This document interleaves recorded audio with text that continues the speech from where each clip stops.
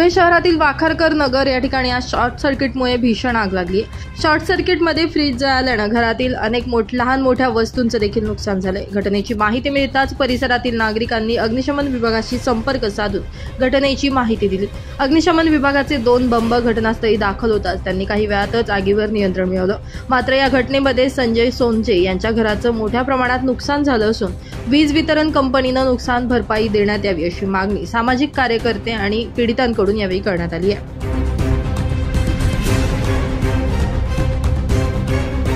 आज आमच्या प्रभाग क्रमांक 11 मध्ये वाखारकर नगर येथे सोनजे परिवार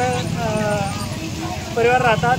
त्या ठिकाणी एमएससीबीच्या शॉर्ट सर्किटमुळे फ्रीजला आग लागली। त्या आगीचं रूपांतर पूर्ण घराला आग लागल्या कारणाने आज मोलमजुरी करणारे एक गरीब कुटुंब यांना मोठ्या प्रमाणात या ठिकाणी नुकसान झालेले आहे।